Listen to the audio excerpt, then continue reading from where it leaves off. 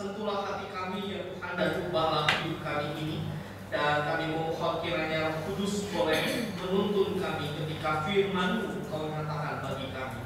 Kami memohon kepada Engkau lingkupilah tempat ini dengan kuasa-Mu, sehingga setiap diri kami yang duduk diam di tempat ini boleh berkonsentrasi, memikirkan, merenungkan, serta bercermin dengan kebenaran firman Tuhan yang akan kami buat bersama-sama.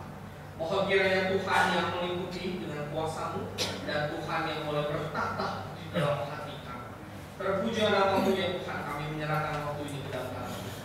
Demi nama Tuhan Yesus Kristus kami bersama-sama berdoa. Amin.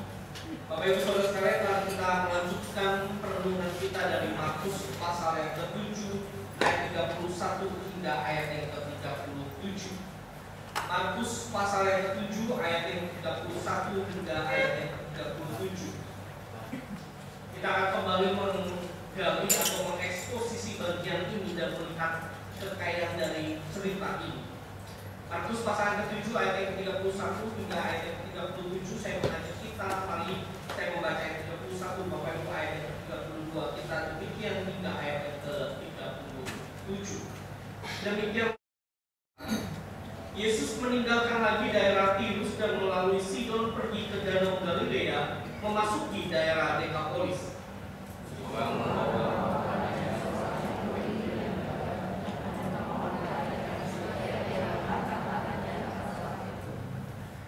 Sesudah Yesus memisahkan dia dari orang banyak, sehingga mereka sendirian, ia memasukkan jarinya ke telinga orang itu, lalu ia meludah dan menyentuh lidah orang itu.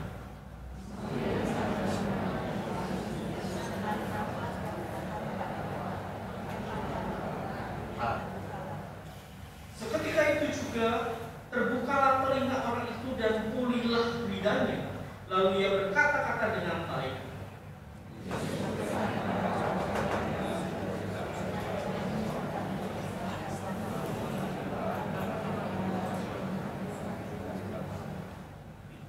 Mereka keramat takjub dan berkata, ia melakukan segala-galanya dengan baik. Yang tuli dijadikan mendengar, yang bisu dijadikannya berkata. Nah, Bapak Ibu Saudara sekalian, di dalam ayat yang ke-31 kita menemukan perjalanan Yesus yang dilanjutkan dari Tirus menuju ke Sidon, lalu pergi ke Danau Galilea memasuki daerah Dekapolis. Nah, Bapak Ibu, kalau kita melihat gambar peta, sesungguhnya perjalanan Yesus itu seperti melingkar, ya. Jadi tanda panahnya harusnya melingkar begitu ya, karena dia memasuki daerah Dekapolis. Bapak Ibu, Dekapolis itu ada di bagian sini. Jadi dia melingkar seperti itu. Nah, Bapak Ibu, Markus memang tidak mencatat kenapa Yesus melakukan perjalanan yang sepertinya melingkar begitu. Yesus tidak mencatat apa alasannya, dan memang bukan itu yang menjadi fokus Markus di dalam hal ini.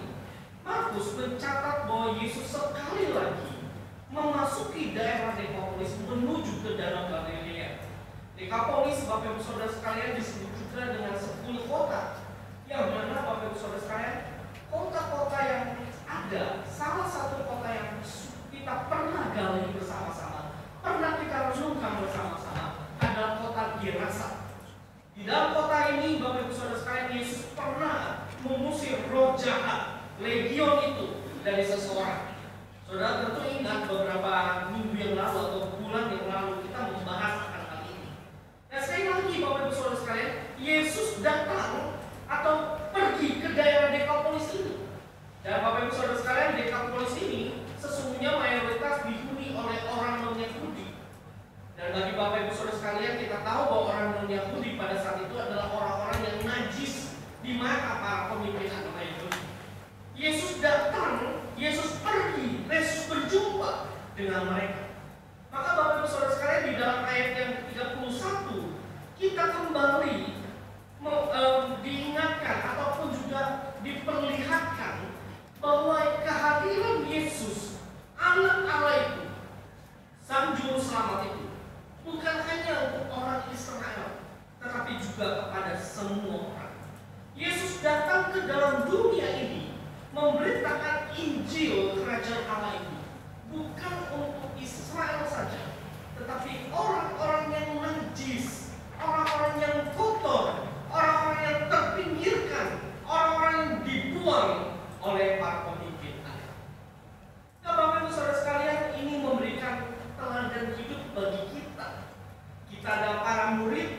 yang seperti mengikuti perjalanan Yesus. Kita adalah para murid yang mengikuti Yesus. Artinya Bapak Ibu Saudara sekalian, kita pun perlu memberitakan Injil kepada orang-orang yang terpinggirkan, orang-orang yang seringkali kita anggap atau dunia ini anggap najis, orang-orang yang dianggap oleh dunia ini tidak berarti. Bapak Ibu Saudara sekalian, pertanyaannya bagi kita, sudahkah kita memiliki motivasi yang benar untuk memberitakan Injil? Adakah hasrat dalam hati kita untuk memberitakan Injil itu kepada mereka? Bapak Ibu Saudara sekalian, mungkin ketika kita mendengarkan beritakan Injil, kita sepertinya sudah mendengar ini berkali-kali di mimbar ini. Kita sudah mendengar bahwa gereja ini melakukan pelatihan, gereja ini mendorong untuk memberitakan Injil. Nah, Bapak Ibu Saudara sekalian, mungkin kita merasa bosan mendengarkan hal itu.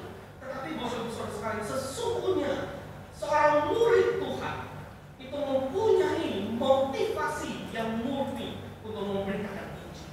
Tugas utama kita adalah memberitakan Injil kepada orang-orang di sekitar kita. Orang-orang yang dihina, orang-orang yang najis, orang-orang yang tidak dipedulikan oleh dunia. Kita perlu memberitakan Injil. Nah, Bapak Ibu Saudara sekalian, siapa orang-orang yang dianggap najis itu oleh dunia? Siapa orang-orang yang seringkali dianggap rendah ataupun juga orang-orang yang tidak berharga di dalam dunia?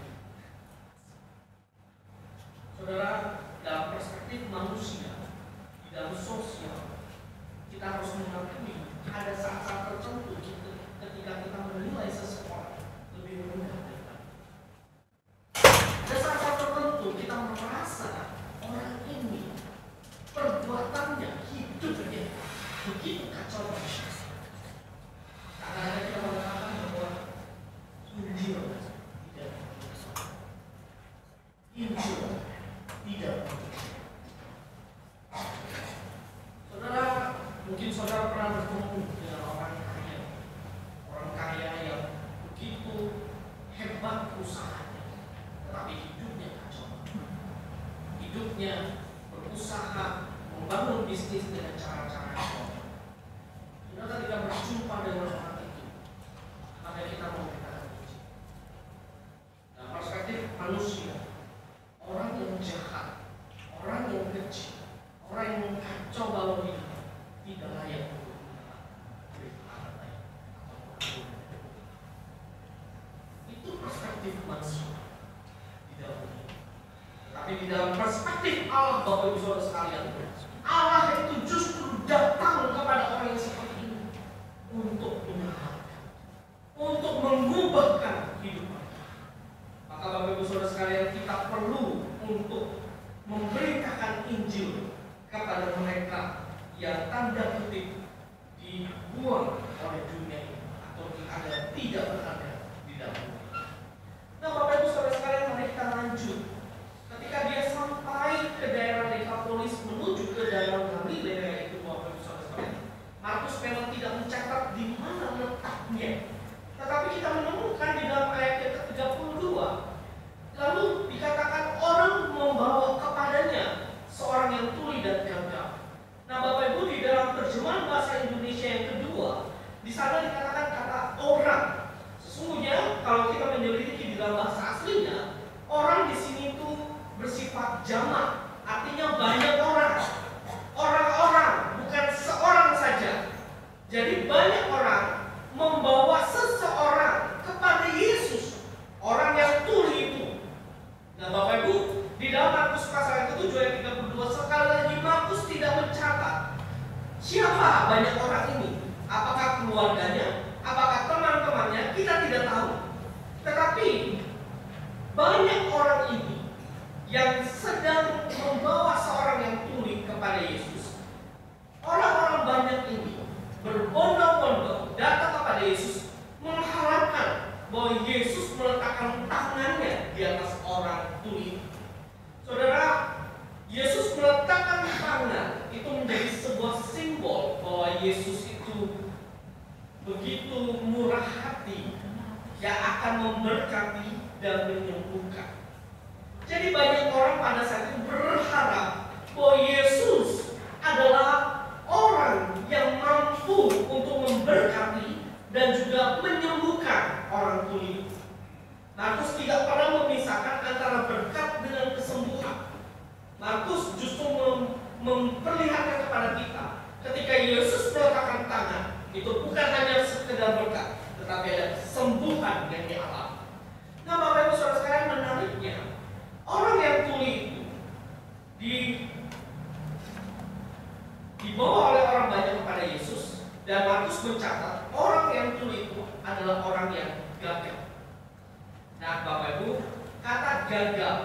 dalam bahasa Yunani itu adalah mogilalo.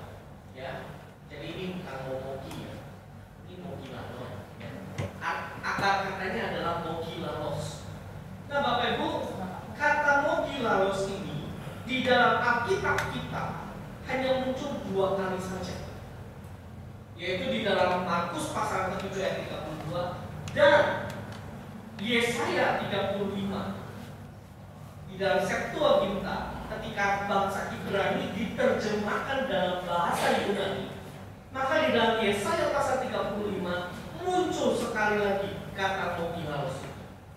Nah, Bapak Ibu, kenapa kata mogilalos ini muncul?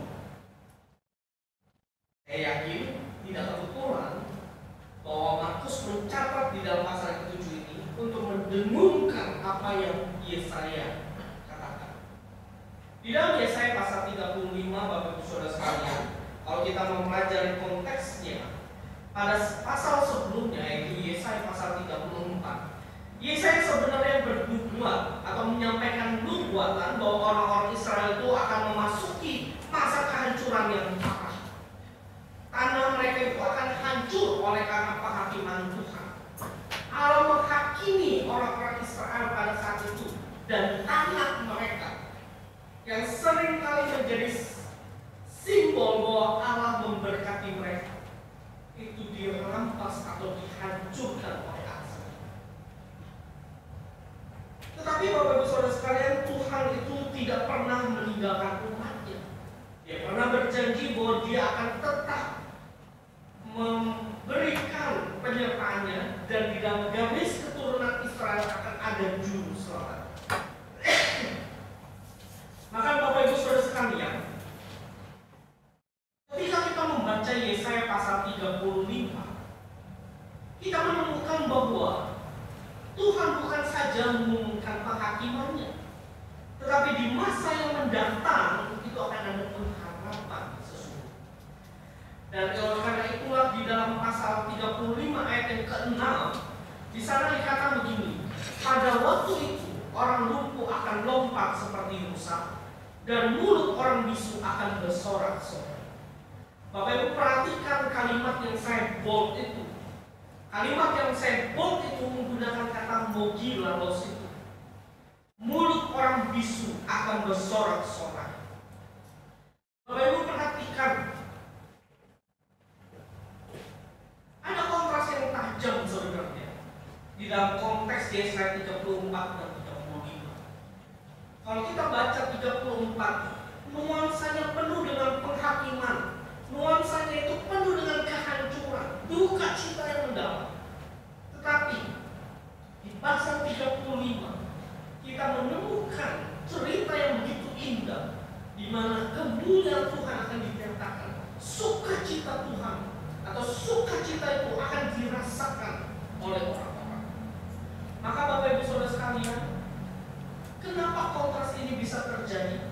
Kontras ini bisa terjadi bukan karena umat Israel melakukan sesuatu hal sehingga mata Allah tertarik terhadap perbuatan-perbuatan Israel. Tidak seperti itu. Perubahan dari duka cita menjadi sukacita itu semata-mata karena anugerah Tuhan.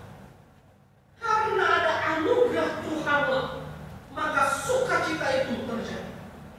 Kalau tidak ada anugerah Tuhan, maka tidak akan ada. Duka cita itu akan terus-menerus terasa. Kehancuran itu akan terus-menerus terjadi. Anugerah Tuhan itu merupakan sesuatu hal yang diberikan kepada manusia yang berdosa, menjungkir-balikan suatu kondisi yang sudah tidak berpengharapan. Maka Bapak Ibu Saudara sekalian, anugerah Allah itulah yang juga dirasakan oleh orang tuli ini. Orang tuli ini adalah orang yang tidak berpengharapan dalam hidupnya.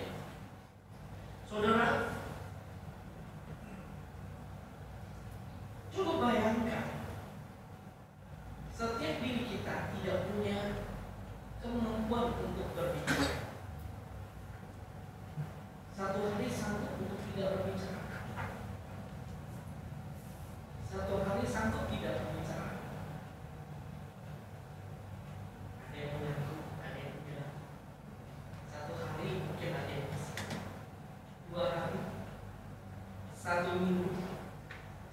bulan, bertahun-tahun sanggup.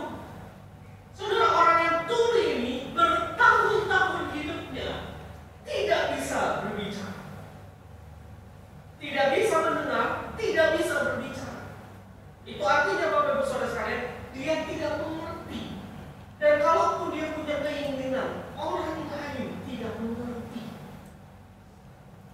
Maka ada penafsir yang mengatakan orang yang tuli dan gagap di zaman itu adalah orang yang selalu dibuang dalam konteks sosial. Karena orang-orang pada saat itu tidak mengerti. Berjumpa dengan orang tuli dan gagap itu adalah perjumpaan yang sulit. Tidak mengerti apa yang dimaunya, tidak mengerti apa maksudnya. Saudara, kalau orang buta itu masih bisa menyampaikan keinginan. Meskipun dia tidak bisa melihat, tetapi dia bisa berbicara, menyampaikan apa maunya. Orang tuli ini tidak bisa, tidak mampu menyampaikan apa yang dimaunya. Saudara, bayangkan hidup bertahun-tahun di dalam kondisi yang tidak punya pengharapan seperti itu. Mungkin dia merasa putus asa, dia merasa bahwa hidup ini sesuatu hal yang teramat buruk. Mungkin seringkali dia berpikir bahwa lebih baik mengakhiri hidup ini ketimbang harus menjalani hidup ini. Saudara, rasa putus asa, rasa untuk mengakhiri hidup ini, bukankah perasaan-perasaan ini juga sebenarnya juga pernah muncul dalam hidup kita? Kita pernah merasa putus asa dalam hidup ini. Kita pernah merasa yang namanya mengakhiri hidup ini. Tetapi Bapak Ibu Saudara sekalian, di tengah situasi dan perasaan yang seperti itu, Allah hadir untuk menyatakan anugerah. Maka Bapak Ibu Saudara sekalian, dikatakan di ayat 33, sesudah itu Yesus memisahkan dia dari orang banyak sehingga mereka sendiri. Yesus pada saat itu tidak mencari namanya popularitas. Yesus tidak mencari ketenaran nama pada saat itu. Yesus memilih untuk menarik orang yang tuli itu, memisahkan dari orang banyak, supaya mereka bisa berhadapan berdua saja. Dan pada saat itu Bapak Ibu Saudara sekalian, Yesus memasukkan jarinya ke telinga orang itu, lalu dia meludah, menyentuh lidah orang. Saudara, hari ini tema kita adalah mengapa menyembuhkan dengan mudah. Waktu kita membaca ayat 33 ini dalam konteks kita zaman sekarang ini sesuatu hal yang menjijikan. Apalagi kita tahu bahwa air ludah itu adalah air yang kotor, yang kalau kita terkena pun rasanya cepat-cepat kita mau hapus. Tapi kenapa Yesus menggunakan ini? Nah, Bapak Ibu, saya mau katakan bahwa para penafsir pun itu mempunyai pandangan yang berbeda-beda. Namun saya sendiri, Bapak Ibu Saudara sekalian, ketika menyelidiki bagian ini, saya setuju dengan penafsir yang mengatakan bahwa di zaman dulu, Bapak Ibu Saudara sekalian, air ludah, air liur dari orang yang anggrek suci itu adalah air yang berguna.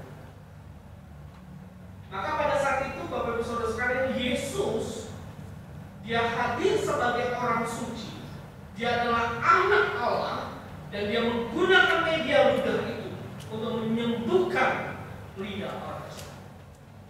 Jadi ini bukan sekedar menggunakan sarana untuk memperlihatkan kejijikan, bukan. Tetapi Yesus menggunakan itu sebuah media untuk menunjukkan bahwa dia adalah anak Allah. Dan selanjutnya Bapak Ibu Saudara di ayat 34 dikatakan, sambil menengadah ke langit, Yesus mendesah dan berkata kepadanya, Ephata, artinya terbuka. Di ayat 34 kita menemukan sebuah kata yang menarik, yaitu kata mendesak. Saudara, mendesak ini sesungguhnya adalah kata yang menggambarkan bahwa Yesus sedang menaikkan doa kepada Allah Bapa. Sebuah perbuatan yang mana Yesus sedang berdoa secara tulus kepada Allah Bapa, meminta agar orang yang tuli ini betul-betul disembuhkan. Maka Bapak Ibu Saudara sekalian, dari bagian ini kita menemukan sebuah pelajaran penting, bahwa penting sekali untuk menaikkan doa di dalam penginjilan. Doa itu adalah senjata utama untuk memberitakan Injil. Tanpa doa, berita Injil itu akan sia-sia. Tetapi melalui doa Bapak Ibu Saudara sekalian, berita Injil itu mempunyai kuasa. Karena kita sungguh-sungguh berharap bahwa Allah bekerja di dalam dunia ini. Dan Bapak Ibu Saudara sekalian, pernahkah kita memberitakan Injil tanpa berdoa? Apakah kita memberitakan Injil tanpa berdoa? Saudara, gereja yang sehat itu adalah gereja yang mengajarkan untuk berdoa sebelum memberitakan Injil. Kita perlu berdoa agar Injil itu sungguh-sungguh masuk ke dalam hati yang keras. Bapak Ibu Saudara sekalian, beberapa waktu yang lalu ada beberapa rekan di sini yang juga ikut dalam KKR yang Sinode lakukan di sebuah restoran sentral.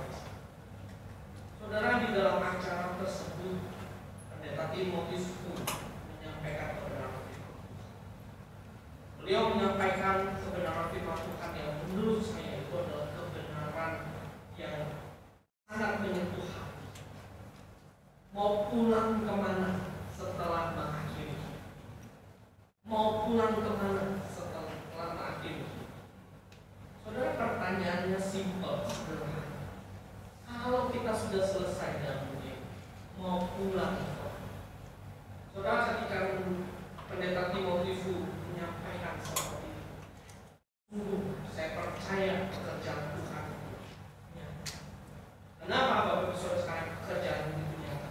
Karena panitia dari KKR ini jauh-jauh hari sebelumnya sudah mengajak GKI-GKI yang lain, gereja-gereja sahabat untuk mendoakan. Maka kebaktian doa pada minggu yang lalu kita sama-sama mendoakan untuk KKR. Bapak Ibu Saudara sekalian, penting untuk menaikkan doa. Doakan orang-orang yang belum percaya. Doakan buat mereka yang masih keras hati. Bapak Ibu, saya pun juga punya pengalaman. Saudara, saya lahir dari keluarga yang belum percaya. Saya lahir dari keluarga yang masih mempercayai Tuhan. Waktu saya SMA, saya datang ke gereja, saya melayani, saya akhirnya sungguh-sungguh berdoa. Saya berdoa kepada Tuhan, Tuhan, biarlah keluarga saya diselamatkan. Tuhan, tolong selamatkan keluarga saya. Saudara, hari ini saya menyaksikan bagaimana Tuhan menyelamatkan keluarga saya. Papa saya percaya, saudara-saudara saya percaya. Saudara, penting menaikkan doa pada orang-orang, untuk orang-orang yang belum percaya kepada Tuhan, yang masih merasakan hati. Saudara, kembali dalam cerita ini, orang yang tuli itu ketika Yesus berdoa dan mengatakan Efata terbukalah, maka di ayat 35 dikatakan seketika itu terbukalah telinga orang itu dan membuka lidahnya, lalu ia berkata-kata dengan kita. Saudara, ini mujizat yang spektakuler, saudara. Mujizat yang luar biasa. Kenapa saya katakan luar biasa? Karena dia bukan hanya disembuhkan telinga, bukan saja dipulihkan lidahnya, tetapi dia bisa berkata-kata dengan baik. Saudara, tadinya orang ini tidak bisa berkata-kata dengan baik, tetapi Yesus menganugerahkan, menyembuhkan, memberkati, maka tiba-tiba dia bisa berkata-kata. Saudara, kita kalau belajar bahasa butuh waktunya. Kita kalau mau belajar bahasa itu masih harus berulang-ulang kali. Tapi orang ini, Bapak Ibu Saudara sekalian, yang kita lihat di ayat 35 dikatakan bahwa ia berkata-kata dengan baik. Satu mujizat yang spektakuler sebenarnya, yang menjungkir, yang membuat kondisinya boleh dipulihkan. Kondisinya yang tadinya hancur, yang tidak berpengharapan, dijungkir balikan menjadi kondisi yang berpengharapan. Dan itulah anugerah Tuhan. Anugerah Tuhan itu menjungkir balikan juga kehidupan kita yang hancur ini. Kita dulunya adalah orang-orang yang hancur sesungguhnya, orang-orang yang tidak berpengharapan sebenarnya. Tetapi Tuhan itu menganugerahkan kepada kita sehingga telinga kita pun sekarang bisa mendengarkan firman Tuhan.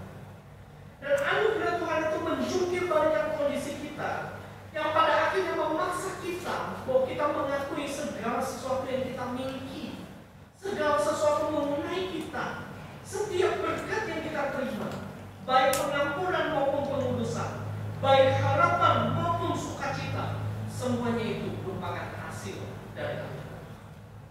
Semua yang kita miliki sekarang itu adalah anugerah. Semua pencapaian yang kita miliki itu adalah anugerah. Keluarga, rumah, segala hal di dalam hidup ini itu adalah anugerah. Saudara, betapa dahsyatnya anugerah Tuhan. Kalau anugerah Tuhan sudah menjungkir balikan kehidupan kita, apakah kita mau kembali ke dalam kehidupan kita yang lama? Apakah kita ingin melakukan dosa-dosa lagi seperti yang ini? Kalau anugerah Tuhan itu sudah memperbarui dan memberikan pengharapan bagi kita, seharusnya kita hidup di dalam anugerah. Saudara, hidup di dalam anugerah Tuhan itu, saya ingin memberikan ilustrasi sama seperti kita memakai kacamata berwarna. Saudara pernah melihat kacamata berwarna? Bapak Ibu sering pakai itu dulu. Kacamata yang berwarna. Bapak Ibu, andai kata kacamatanya sebelah kanan warna merah, sebelah kiri warna hijau, gitu ya. Sebelah kanan warna apa? Merah, sebelah kiri warna hijau, ya. Waktu Bapak Ibu memakai kacamata itu, warna apa yang terlihat?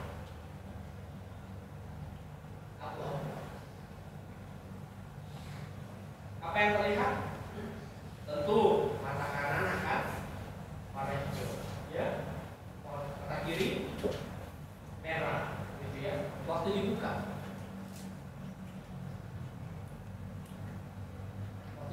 warna,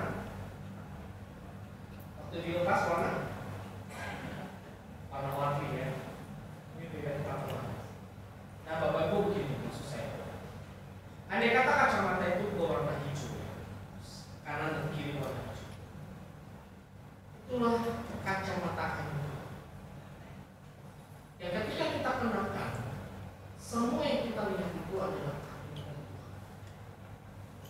Allah yang menganugerahkan diri, Allah yang terus menopang kita.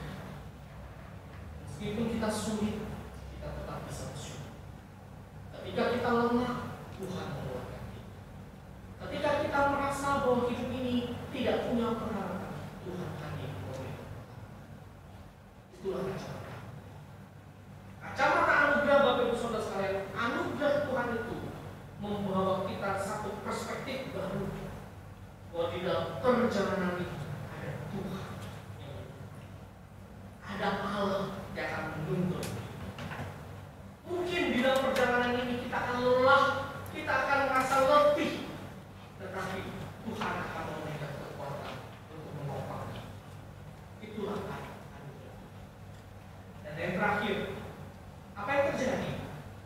Saudara, dikatakan mereka teramat takjub dan berkata, ia melakukan segala-galanya dengan baik. Orang banyak pada saat itu dikatakan teramat takjub. Bapak Ibu, dalam bahasa Indonesia digunakan kata teramat takjub. Kenapa? Karena di dalam bahasa Yunani kata takjub dan teramat takjub di sini maksudnya ini adalah level baru, ya, level yang membuat orang bertanya-tanya, yang membuat orang terheran-heran dengan apa yang Yesus lakukan pada saat itu, membuat mereka tidak tahan untuk berkata-kata. Keheranan yang mereka rasakan membuat mereka tidak bisa berhenti untuk berkata-kata. Ini sama seperti Bapak Ibu Saudara sekalian, kalau misalkan ada satu tempat terapi yang bagus yang dapat menyembuhkan dan kita mengalaminya, kita tidak bisa berhenti untuk mengatakan tempat terapi ini bagus. Saudara, kita tidak bisa berhenti kalau kita mengalami langsung tempat terapi yang bagus. Seperti itulah yang dialami juga orang-orang banyak itu. Mereka terheran-heran dan mereka melihat langsung orang yang tuli itu akhirnya bisa mendengar, orang yang bisu itu bisa berkata-kata. Maka mereka mengatakan ia melakukan segala-galanya dengan baik. Nah Bapak Ibu, memang Markus tidak punya maksud untuk mendengungkan kembali kisah penciptaan. Ketika dia menuliskan ia melakukan segala-galanya dengan baik. Tetapi bagi kita pembaca sekarang yang melihat secara Alkitab secara utuh, kita menemukan bahwa kalimat ia melakukan segala-galanya dengan baik ini sebenarnya mendengungkan kembali kisah penciptaan yang dilakukan oleh Allah dengan amat baik. Kita tahu di dalam kisah penciptaan, ketika Allah menciptakan semuanya itu, yang menutup dengan sebuah kalimat bahwa semua ciptaan itu sungguh amat baik. Maka Bapak Ibu Saudara sekalian, saya ingin menarik sebuah doktrin yang perlu kita pelajari bersama-sama, bahwa Yesus adalah Allah yang sama dengan Allah perjanjian lama. Yesus adalah pribadi Allah di dalam Tritunggal yang sama melakukan pekerjaan penciptaan. Saudara, di dalam doktrin Tritunggal seringkali kita memisahkan perjanjian lama itu Allah Bapa, kemudian perjanjian baru itu ada Yesus Kristus, lalu setelah Yesus naik ke surga barulah Roh Kudus. Seringkali kita memisahkan bahwa kalau di dalam perjanjian lama ini hanya ada Allah Bapa, Allah Anak, Allah Roh Kudus itu tidak ada. Nah Bapak Ibu Saudara sekalian, ini ada sebuah konsep yang keliru.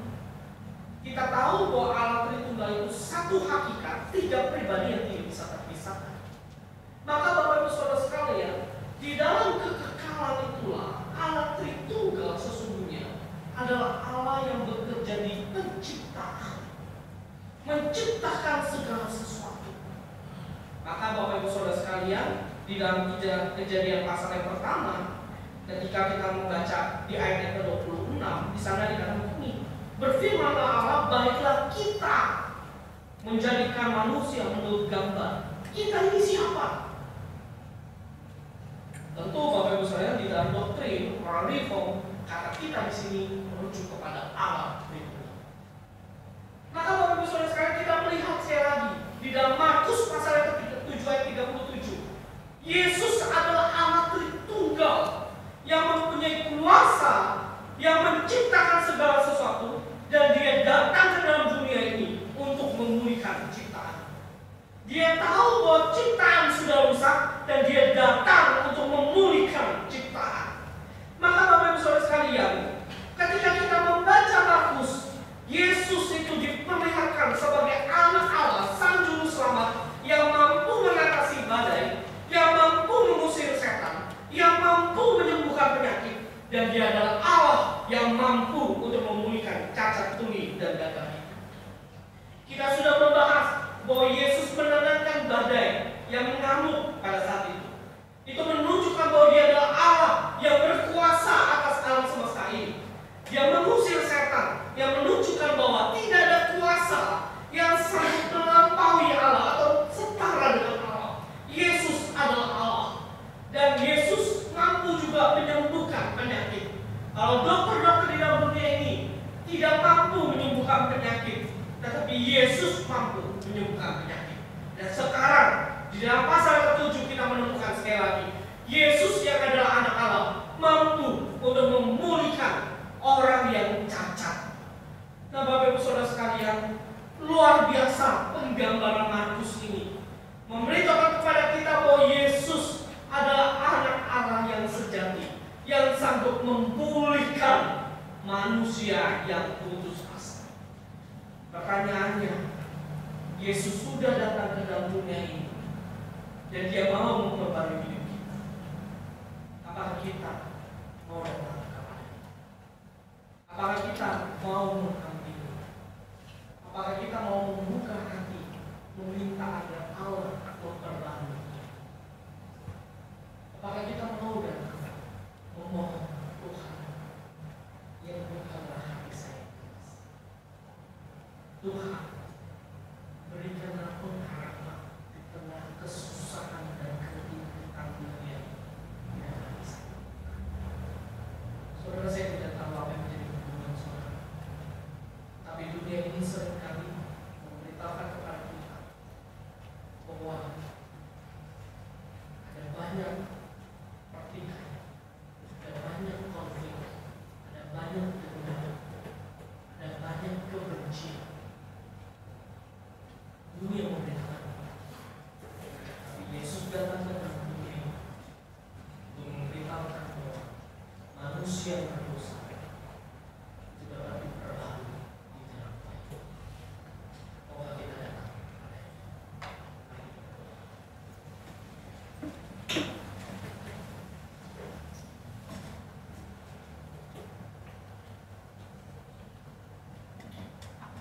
Bapa di dalam kerajaan surga, kami datang kepada Tuhan.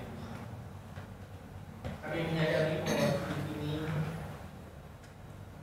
kami dihimpit oleh berita-berita yang seringkali mengerikan, berita-berita yang penuh dengan putus asa, kedengkian, kebencian, dan sadar atau tidak sadar bahwa kita seperti itu juga mempengaruhi. Kami datang kepada-Mu ya Tuhan, di tengah kehancuran, kelemahan, tidak berdaya, di mana kami seringkali mengalami duka cita dan juga mengalami yang sakit. Kami datang kepada-Mu ya Tuhan, Allah yang sanggup menyembuhkan. Tuhan, tolong pulihkanlah kami semua, perbaikilah kami semua.